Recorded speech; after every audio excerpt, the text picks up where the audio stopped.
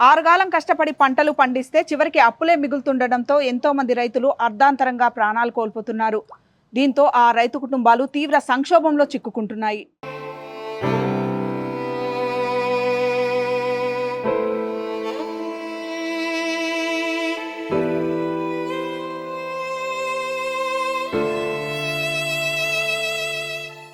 వ్యవసాయం తప్ప మరోటి తెలియని రైతులు వారు. ఏటా పంట పండుతుందనే ఆశతో అప్పులు తెచ్చి పంట సాగు చేయడం, రకరకాల కారణాలతో పంట నిరాశ మిగిల్చడం, తీరా మళ్లీ అప్పులు తేవడం, పంట వేయడం, ఇలా ఆశ నిరాశల మధ్య కొట్టుమిట్టాడి చివరకు సంక్షోభంగా మారిన సాగు ప్రయాణంలో అప్పులు తీర్చే దారి కానరాక, మరోపక్క అప్పులిచ్చిన వారి మాటలు పడలేక, ఆశను నిరాశ కమ్మేసిన వేళ ఈ జీవితం వృధా అనే క్షణికావేశంలో ఎంతోమంది రైతన్నలు ఉరితాడుకు వేలాడుతున్నారు. పురుగుల మందే దిక్కనే నిర్ణయానికి వచ్చి అయిన వారిని అర్ధాంతరంగా వదిలి వెళ్లిపోతున్నారు. కాని వారు పోయాక ఆ కుటుంబాల పరిస్థితి మరింత దయనీయంగా తయారవుతుంది. ఓ పక్క భర్త లేక, మరో పక్క పిల్లల బాధ్యత. దీంతో కుటుంబ భారాన్ని తలకెత్తుకుని బతుకు పయనంలో ఎదురయ్యే అనేక రకాల సమస్యలతో పోరాటం చేస్తూ మోయలేనంత భారాన్ని ఒక్కరే మోస్తున్నారు ఈ మహిళలు. వీరంతా తెలంగాణలోని వివిధ గ్రామాల నుండి హైదరాబాద్కి వచ్చారు. ఒక్కొక్కరిది ఒక్కో బాధ, కదిలిస్తే కష్టాల వరద. ఆ వేదన వారి మాటల్లోనే వినండి. మాకు ఎకరన్నర పొలం చేనుండే, ఎకరన్నర పట్టిన 3 ఎకరాలు.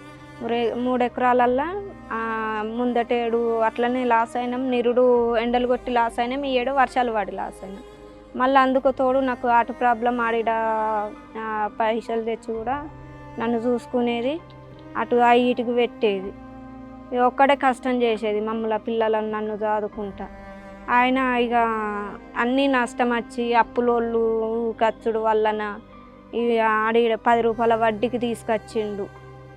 ఇట్లనైనా మంచిగా ఉండాలని పంటలు తెద్దామని అట్లా తీసుకొచ్చేసరికి అటు పంట లాస్ అయినాం, ఇటు నా పానం మంచిగా ఉండలేక ఉంటే ఇక అప్పులోళ్ళు ఇక మీది ఖర్చుడు వాడుగుడు అట్లా అవడం వలన ఆయనకు మానసికంగా ఇక అయి ఊరేసుకొని చచ్చిపోయింది. పత్తి మునాప పట్టిండు ఆయన. మాకు 1 ఎకరం ఉన్నది. మునాప పట్టి పంట వెళ్ళలేదు. పంట వెళ్ళకుంటే బాకిలలో ఇంటికి వస్తుంది. ఇదేం ఆపదని నాకు చెప్పుకోలేదు. అయితే అదే బాధకు మందు తాగి చనిపోయిండు. ఇప్పుడు ఎట్లా ఉంది మరి పరిస్థితి? ఆర్థికంగా ఎట్లా మరి? అప్పులు ఎన్ని ఉన్నాయి? అప్పులు 4 లక్షల అప్పులు ఉండి ఇట్లా కొంచెం కొంచెం కష్టం చేసి కూలి పని చేసుకుంటూ కట్టినాం. ఇప్పుడు మస్తు బాధ అవుతున్నది. పిల్లలు చిన్నగా ఉన్నారు. ధర రాలేదా లేకపోతే పెట్టుబడులు ఎక్కువైపోయాయి? పెట్టుబడులు ఎక్కువైపోయినాయి. పంట వండలేదు. అందుకు పంట వందకుంటే లోపల మంది వస్తుంది పైసలకు. ఇదేం ఆపదని మందు తాగిండు.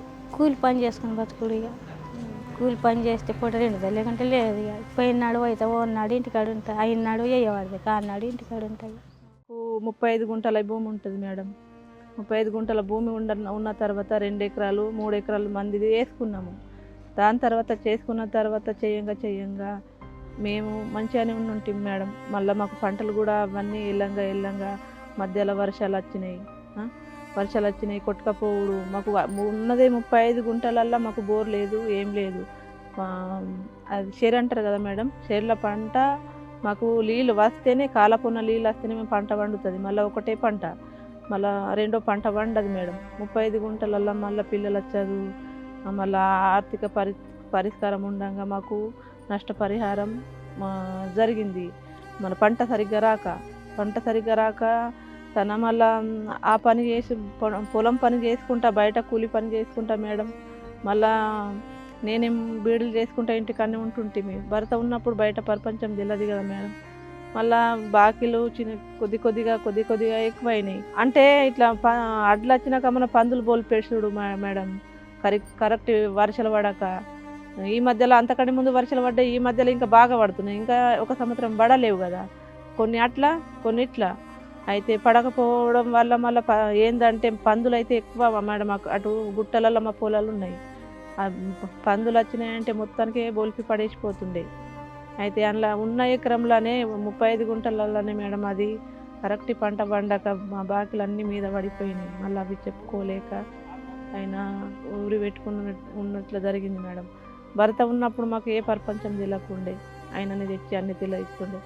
ఇప్పుడు ఏంటంటే 3 పిల్లలను చదివిపియాలా, భర్త లేని లోటు బాగా ఇబ్బంది అవుతున్నది మేడం.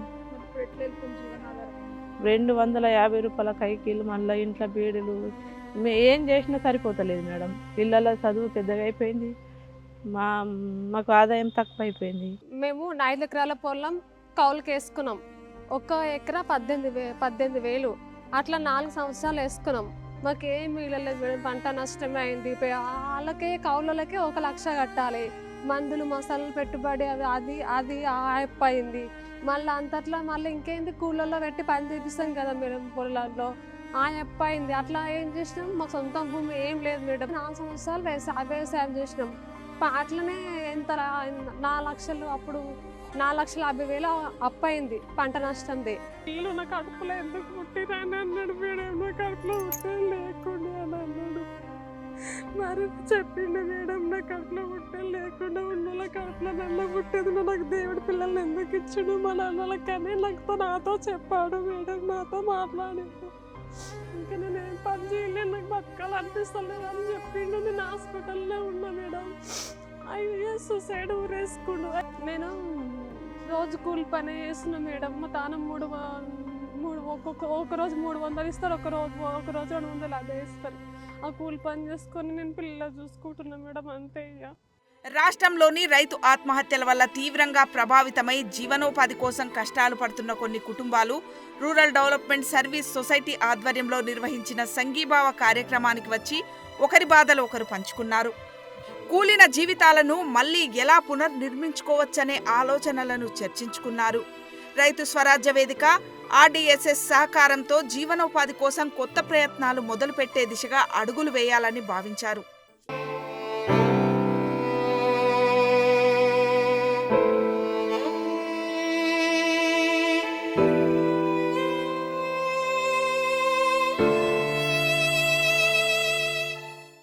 గత 15 ఏళ్లకు పైగా రైతు సమస్యలపై పోరాడుతున్న రైతు స్వరాజ్య వేదిక రైతు సమస్యలపై పోరాటం చేయడంతో పాటు ఆత్మహత్యలు చేసుకున్న రైతు కుటుంబాలకు ధైర్యాన్నిచ్చే ప్రయత్నం చేస్తున్నారు. తెలంగాణలోని మారుమూల ప్రాంతాలకు వెళ్లి మరీ రైతు ఆత్మహత్యల సమాచారం, ఆత్మహత్యకు గల కారణాలను నమోదు చేసి వారికి ప్రభుత్వం తరపున రావాల్సిన పరిహారాలు వచ్చేలా చేయడమే కాక బాధిత కుటుంబాలు మళ్లీ నిలదొక్కునే ప్రయత్నాలు సహితం చేస్తున్నారు. అంతేకాక కిసాన్ మిత్ర హెల్ప్ లైన్ పేరుతో రైతులకు నిరంతరం అందుబాటులో ఉండి వారికి కావలసిన సమాచారంతో పాటు ఇబ్బందులు వచ్చినప్పుడు మేమున్నామంటూ భరోసా ఇస్తున్నారు. తెలంగాణ రాష్ట్రంలో వ్యవసాయ సంక్షోభం కారణంగా రైతు ఆత్మహత్యలు జరుగుతూనే ఉన్నాయి. 95లో మొదలైనటువంటి ఆత్మహత్యలు ఇప్పటికీ కొనసాగుతున్నాయి. వేలల్లోనూ జరిగినాయి. ఇప్పటికే ఈ ప్రతి సంవత్సరం కూడా ఒక 300-400 మంది రైతులు చనిపోతూ ఉన్నారు. ముఖ్యంగా వ్యవసాయ సంక్షోభంలో పంట నష్టాలు కావచ్చు, ప్రకృతి వైపరీత్యాల వల్ల పంట నష్టం జరిగినప్పుడు, లేదా అప్పుల పాలైపోయి వాటిని తీర్చలేనటువంటి పరిస్థితుల్లో, లేదా సరైన ధరలు అందక వాళ్ళకి తగినంత ఆదాయం రాక, ఇటువంటి పరిస్థితుల్లో రైతుల ఆత్మహత్యలు ఎక్కువ జరుగుతున్నాయి. అయితే 2018 నుంచి రైతు బీమా అనేటువంటిది ఒక పథకం ఉంది. ఎవరైనా న్యాచురల్గా డెత్ అయితే కూడా రైతులకి వాళ్ళకి 5 లక్షల రూపాయలు ఇచ్చే పథకం ఉంది. కానీ ఆ పథకం కూడా 18 నుంచి 59 సంవత్సరాల లోపు వాళ్ళకు ఒకటి ఉంది. సొంత భూమి ఉన్న వాళ్ళకి మాత్రమే వర్తిస్తుంది. కానీ సొంత భూమి లేకుండా అనేక మంది కౌలు రైతులు చేస్తూ ఉన్నారు. ఆ కౌలు రైతులకి రైతు బీమా రావటం లేదు. రెండోది, ఒక జీవో గతంలో వచ్చినటువంటి జీవో 194 ఏదైతే చెప్తుందో, ఒక మండల స్థాయి కమిటీ వెళ్ళి కుటుంబం దగ్గరికి వివరాలు కనుక్కొని అది వ్యవసాయ కుటుంబ సంక్షోభం అయితే వెంటనే 6 లక్షల రూపాయల పరిహారం ఇవ్వాలనేది చెప్తుందో, అది కూడా అమలు కానటువంటి పరిస్థితి ఉంది. 2018 తర్వాత అసలు అధికారులు గ్రామాలకు వెళ్ళడం మానేశారు. ఈ నేపథ్యంలో రూరల్ డెవలప్మెంట్ సర్వీస్ సొసైటీ అనేటువంటి ఒక స్వచ్ఛంద సంస్థ తను ఇతరుల ద్వారా అందినటువంటి సహాయాన్ని ఇవాళ రైతు ఆత్మహత్య బాధిత కుటుంబాలకు ఇవ్వాలనేటువంటి నిర్ణయించుకొని హైదరాబాద్లో తార్నాక సత్యోదయంలో ఒక కార్యక్రమాన్ని నిర్వహించింది. వాస్తవానికి ఈ సంస్థ 40 కుటుంబాలకు ఇవ్వాలనేటువంటిది సహాయాన్ని అనుకున్నది. కానీ ఈరోజు ఒక 20 కుటుంబాలని, వివిధ జిల్లాల నుంచి వచ్చినటువంటి కుటుంబాలకి సహాయం అందిస్తుంది. ఆ కుటుంబం నిలబడడానికి, ఆ కుటుంబం తిరిగి కోలుకోవడానికి, ఆ కుటుంబం తిరిగి జీవనోపాధిని ఏర్పాటు చేసుకోవడానికి సహాయం ఉండాలనేటువంటిది సంస్థ అనుకున్నది. ముఖ్యంగా వాళ్ళ పిల్లల చదువులు ఆగిపోకుండా వాళ్ళకి ఆదాయం వచ్చే విధంగా ఏదో ఒక జీవనోపాధి ఏర్పాటు చేసుకోవాలనేటువంటిది అనుకున్నది. అందుకని ఈరోజు దాదాపు భూపాలపల్లి జిల్లా కావచ్చు, యాదాద్రి భువనగిరి జిల్లా కావచ్చు, నల్లగొండ జిల్లా కావచ్చు, అట్లాగే మంచిర్యాల, ఆసిఫాబాద్ జిల్లాలు కావచ్చు, ఆదిలాబాద్ జిల్లా, వికారాబాద్ జిల్లా, ఇట్లా ఒక 6-7 జిల్లాల నుంచి బాధిత కుటుంబాలు ఇక్కడికి వచ్చినాయి. 20 కుటుంబాలు. వాళ్ళకి ఆర్డిఎస్ఎస్ అనే సంస్థ ఈ సహాయాన్ని అందించింది. తెలంగాణ ఏర్పడిన తర్వాత రైతుల ఆత్మహత్యలు తగ్గుముఖం పడతాయని ప్రపంచమంతా భావించారు. కానీ రాష్ట్రం ఏర్పడిన తర్వాత కూడా 7,600 మందికి పైగా రైతులు ఆత్మహత్య చేసుకున్నారు. ప్రధానంగా కౌలుకు తీసుకుంటున్న రైతులు ఎక్కువ ఆత్మహత్య చేసుకుంటున్నారు. తెలంగాణలో ఒక 2 ఎకరాలు సొంతం ఉంటే 4-5 ఎకరాలు కౌలుకు పట్టే విధానం ఎక్కువగా ఉంది. అయితే ఆ కౌలు రైతులకు ప్రభుత్వం నుంచి ఎటువంటి సబ్సిడీలు రాకపోవడము, తర్వాత పంట నష్టం జరిగినప్పుడు కూడా వాళ్ళ పేరుతో భూమి లేకపోవడము, ఇటువంటి కారణాల వల్ల వాళ్లకు ఎటువంటి ప్రభుత్వ సాయం అందడం లేదు. తర్వాత ఆత్మహత్య చేసుకున్న తర్వాత పరిస్థితి ఏంటంటే తెలంగాణలో ఇప్పటికీ 194 జీవో అని ఉంది. ఆ జీవో ప్రకారం త్రిసభ్య కమిటీ ఆర్డీఓ, డిఎస్పీ, ఏడీ అగ్రికల్చర్ ఆ కుటుంబం దగ్గరికి వెళ్ళి ఎందుకు ఆత్మహత్య చేసుకున్నారు, ఎందుకు అప్పులైనాయి, బోర్లు ఫెయిల్ అయినాయా, పంట నష్టం వచ్చిందా, కౌలుకు పట్టుకున్నారా, ఏ రకమైన కారణాలతో వాళ్ళు ఆత్మహత్య చేసుకున్నారనేది నిర్ధారణ చేసి ఆ కుటుంబానికి ఒక 5 లక్షలు, అప్పుల వాళ్ళు మళ్ళీ ఆ కుటుంబాన్ని ఎప్పుడు ఇబ్బంది పెట్టకుండా ఒక ₹1,00,000 వన్ టైం సెటిల్మెంటు ఇది చేయాలి. కానీ 2018 నుంచి తెలంగాణలో ఏ అధికారులు కూడా ఆత్మహత్య చేసుకున్న కుటుంబాలను కలవడం మానేశారు. స్వయంగా మేము కోర్టుకు వెళ్తేనే ఆ కుటుంబాలకు అంతో ఇంతో న్యాయం జరుగుతుంది. ఇప్పటికీ 5 సార్లు కోర్టుకు వెళ్ళడం జరిగింది. 517 కుటుంబాలకు కోర్టు ఆర్డర్లతోనే న్యాయం జరిగింది. అయితే ఈరోజు ఏంటంటే ఆ కుటుంబాలలో కూడా అత్యంత డిస్ట్రెస్లో ఉన్న వాళ్ళు కనీసం మేము 2 బర్రెలు తీసుకుంటామనో, 4 మేకలు పెట్టుకుంటామనో, ఓ టైలర్ షాప్ చేసుకుంటామనో, లేకుంటే ఏదైనా లేడీస్ కార్నర్ పెట్టుకుంటామనో, కనీసం మినిమం జీవనోపాధి మాకు అవసరం ఉంది అంటే అత్యంత సంక్షోభంలో ఉన్న 20 కుటుంబాలను 10 జిల్లాల నుంచి పిలిచి రూరల్ డెవలప్మెంట్ సర్వీస్ సొసైటీ తరపున ఒక్కొక్కరికి ₹50,000 అందించడం జరిగింది. మా ప్రధాన ఉద్దేశం కనీసం ఆ కుటుంబాలకు జీవనోపాధి, ఆహార భద్రత, కనీసం పిల్లల చదువులన్నా ఆగకుండా ఉండాలనే ఉద్దేశంతో ఈరోజు సహకారం అందించడం జరిగింది. తప్పకుండా ఈ సహాయమే కాకుండా వాళ్ళకి నేషనల్ ఫ్యామిలీ బెనిఫిట్ స్కీమ్ కానీ ఇతరత్ర పెన్షన్ లాంటి సహాయాలు కూడా అందేటట్లు చూసి ఆ కుటుంబాలను కొంచెమన్నా ధైర్యంగా నిలబడేటట్టు చేయడానికి ప్రయత్నం చేస్తున్నాం. ప్రభుత్వం అయితే వాళ్ళని తప్పకుండా ఆదుకోవాలని మేము కోరుకుంటున్నాం. అత్యంత దుర్భర పరిస్థితుల్లో ఉన్న 20 మంది రైతు కుటుంబాలను తొలి విడతగా గుర్తించి వారి జీవనోపాధికి భరోసా ఇచ్చే దిశగా ₹50,000 చొప్పున సహాయం అందించారు ఆర్డీఎస్ఎస్ ప్రతినిధులు. ఆర్డీఎస్ఎస్ అంటే రూరల్ డెవలప్మెంట్ సర్వీస్ సొసైటీ. ఇక్కడ హైదరాబాద్లో ఆఫీస్ ఉంది. ఏపీ, తెలంగాణ 2 స్టేట్స్లో కూడా వర్క్ చేస్తాము. ఇప్పుడు ఏంటంటే మనం రైతుల సమస్యల మీద, రైతుల సమస్యలు ఎట్లా తీర్చాలి, సమస్యలు ఐడెంటిఫై ఎట్లా చేయాలి, ఎందుకంటే మనం ఫస్ట్ హ్యాండ్ ఇన్ఫర్మేషన్ తీసుకొని ఫ్యాక్ట్ ఫైండింగ్ అని ఒకటి చేసి, ఇప్పుడు న్యూస్ పేపర్లో వస్తుంది, న్యూస్ పేపర్ని తీసుకెళ్ళి మనం ఒక ఫ్యాక్ట్ ఫైండింగ్ చేస్తాం. నిజంగానే ఇది జరిగిందా, జరగలేదా, వాళ్ళ సమస్యలు ఎట్లా ఉన్నాయి, ఎన్ని రకాల సమస్యలు ఉన్నాయి, ఇమీడియట్ ఏం అవసరం ఉంది, వీళ్ళకి గవర్నమెంట్ స్కీమ్స్ నుంచి ఇప్పిస్తే సరిపోతుందా, ఇట్లాంటి ఒక అంచనా వేసుకున్నప్పుడు వీళ్ళకి బాగా సమస్య ఉన్నప్పుడు ఏంటంటే లైవ్లీహుడ్ సపోర్ట్ ఇవ్వాలి అనేది గత 4-5 సంవత్సరాలుగా మేము లైవ్లీహుడ్ సపోర్ట్ ఇస్తున్నాం. ఒకసారి 10, ఒకసారి 18 అలా ఇయర్ వైజ్గా మాకు వచ్చే ఫండ్స్ని బట్టి మేము చేస్తూ ఉన్నాం. ఈసారి ఏంటంటే ఒక 20 ఫ్యామిలీస్ని ఐడెంటిఫై చేయడం జరిగింది. ఈ కొంచెం రీసెంట్గా అయినవి, లేకపోతే 2019-18 ఆట, ఎందుకంటే వీళ్ళకి ఎక్స్గ్రేషియా రాకుండా ఉండడము, ఇప్పటి వరకు వాళ్ళు అప్లై కూడా చేయకపోవడము, ఇవన్నీ ఒక ఫస్ట్ హ్యాండ్ ఇన్ఫర్మేషన్ తీసుకొని ఐడెంటిఫై చేయడం జరిగింది. ఈ 20 ఫ్యామిలీస్ కూడా మా ఫీల్డ్ కోఆర్డినేటర్స్ వెళ్ళి విజిట్ చేసి వాళ్ళతో కంప్లీట్గా డిస్కస్ చేసి, వాళ్ళు కూడా ఇప్పుడు లైవ్లీహుడ్స్ అనగానే మనం ఏదో ఒక డబ్బు ఇస్తే సరిపోదు, వాళ్ళు ఏం చేయగలుగుతారు అనేది కూడా చూసుకోవాలి. ఇప్పుడు మీరే చూసుంటారు, అక్కడ ఒకరు కిరాణం పెట్టుకుంటామంటారు, ఒకరు ఆవులు కొనుక్కుంటామంటారు. వాళ్ళ శక్తిని మించకుండానే ఇస్తాం మనం. ఏంటంటే ఏదో వాళ్ళకి అనవసరంగా మనం అన్ని లైవ్లీహుడ్స్ ఇచ్చేసేసి చేసుకోండి అనకుండా, వాళ్ళతోటి ఫీల్డ్ కోఆర్డినేటర్, మన ఆర్డీఎస్ఎస్ ఫీల్డ్ కోఆర్డినేటర్ త్రూఅవుట్గా ఉంటారు. వాళ్ళ ఆవులు కావాలంటే ఆవులు, కిరాణా షాపు, బ్యూటీషియన్ కోర్స్, ఏది ఉంటే అది మనం వాళ్ళకి, ఆ లేడీస్కి ప్రాపర్గా ట్రైనింగ్ ఇచ్చి, హ్యాండ్ హోల్డ్ చేసి, అమౌంట్ కూడా ఇచ్చి ఒక 1 ఇయర్ పాటు వీళ్ళని సస్టైన్ అవుతున్నారా లేదా ఇదంతా చెక్ చేసుకొని చేస్తామన్నమాట. సో ఈ సంవత్సరము 40 అనుకున్నాము.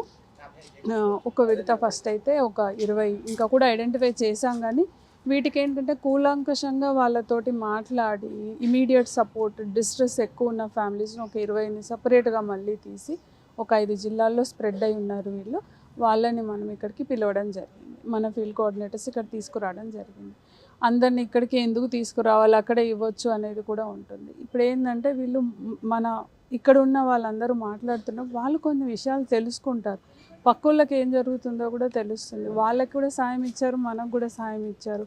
ఒక టీమ్ స్పిరిట్ కూడా వస్తుంది. ఏమన్నా డౌట్స్ ఉన్నా మాట్లాడుకుంటారు. మీరు ఎలా చేశారు, మీరు అలా ఒక మీటింగ్ పాయింట్గా కూడా ఉంటుందనే ఉద్దేశంతో ఇక్కడ ఎందుకంటే వీళ్ళు ఊరు దాటే రారు. ఒక అవకాశంగా హైదరాబాద్ వస్తే వాళ్ళు రావడం పోవడము, తర్వాత ఇక్కడ ఏం జరుగుతుంది అరే ధైర్యం వస్తుంది వాళ్ళకి. 50,000 ఇస్తే అది వాళ్ళకుండే లక్షల అప్పులలో 50,000 పెద్దగా కనిపించకపోవచ్చు, వేరేలాగా వాడేద్దాం అనిపించవచ్చు. రకరకాల సమస్యలు ఉంటాయి, వాళ్ళ ప్రెషర్స్ వాళ్ళకు ఉంటాయి. ఇక్కడ ఏంటంటే ఇది ఎందుకు ఇస్తున్నాము, దీంతో ఇంకెంత జనరేట్ చేయొచ్చు, మెయిన్గా 50,000 వాళ్ళు ఇంకెంత జనరేట్ చేయొచ్చు అనేది కూడా మనము డిస్కషన్ చేసి ఇవ్వడం జరుగుతుంది. సో ఈ విడతలో మేము ఒక 20 ఫ్యామిలీస్కి 5 జిల్లాల నుంచి సెలెక్ట్ చేయడం జరిగింది. వాళ్ళందరూ ఇక్కడికి వచ్చారు ఈరోజు. బాధిత రైతు కుటుంబాలు కోలుకునే దిశగా RDSS చేస్తున్న ఈ ప్రయత్నం అభినందనీయం. ఈ దిశగా మరిన్ని సంస్థలు కూడా ముందుకు రావాలి. ప్రభుత్వం కూడా రైతు ఆత్మహత్యల నివారణకు పటిష్ట కార్యాచరణ ప్రణాళిక రూపొందించడమే కాక ఇప్పటి వరకు ఆత్మహత్యలు చేసుకున్న కుటుంబాలకు న్యాయబద్ధమైన పరిహారం అందించాలి. ఎందుకంటే బువ్వ పెట్టే రైతన్న బాగుంటేనే సమాజం బాగుంటుంది.